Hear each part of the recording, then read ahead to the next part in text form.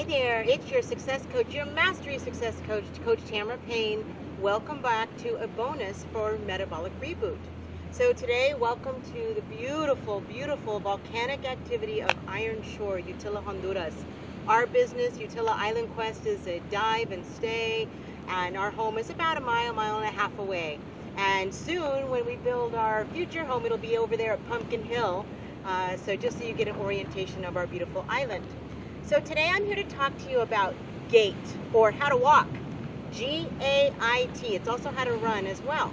So let's just first talk about treadmill, okay? I see so many people on the treadmill holding on for dear life.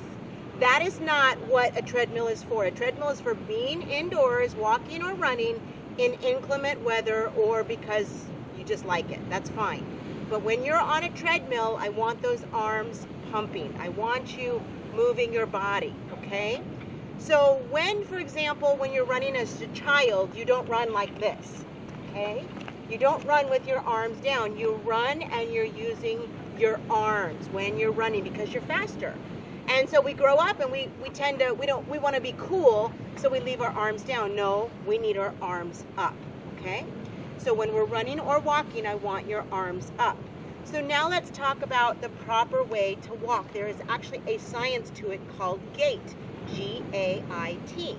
What you can do to test your own gait is here on the island we have tons of sand, so I can always check, how my footprints look in the sand.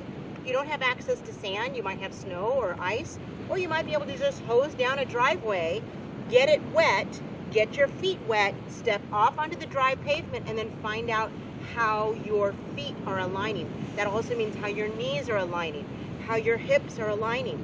We want everything to be as much as possible in a straight line, one foot in front of the other. So when you see race walkers, they go really, really fast. And so you see that they're really, really exaggerating how things are moving. So I'll go side to side so you can see proper form for my running or my walking. So it's really exaggerated that I'm trying to make as much of a straight line as I possibly can.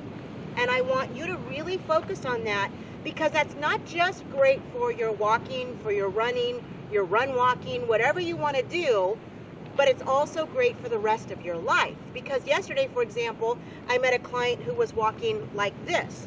This is somebody who's going to, if they don't already have, pretty bad hip problems because they're walking like that. When I was born, I walked like this, right? So I really had to work on balancing out my gait.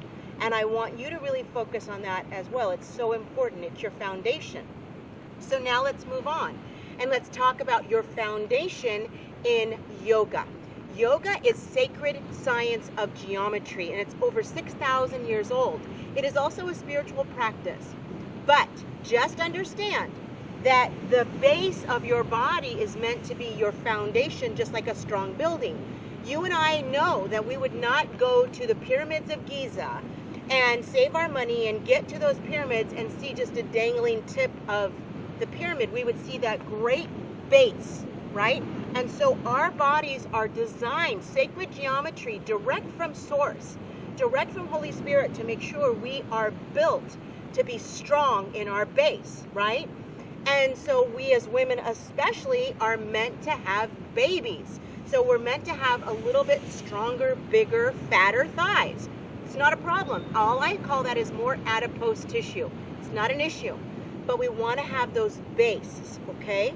So when you're working with yoga, which we will be in this first phase, you want to make sure that as often as possible, your ankles and feet are touching, your knees are touching, your hips are touching.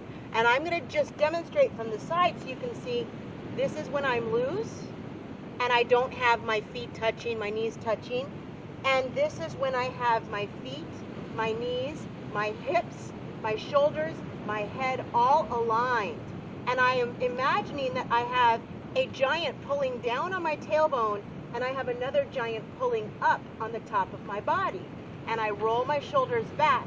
I naturally allow my hands to come to the side, and that is good, great, actually, yoga, what's called Tadasana, mountain pose.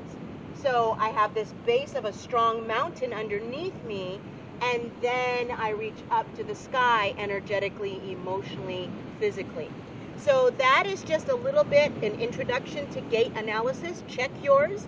It is a very basic introduction to Tadasana, mountain pose in yoga. And that's all I can think of for today. So thanks so much for joining me. Tamara Payne signing off. Have a great day.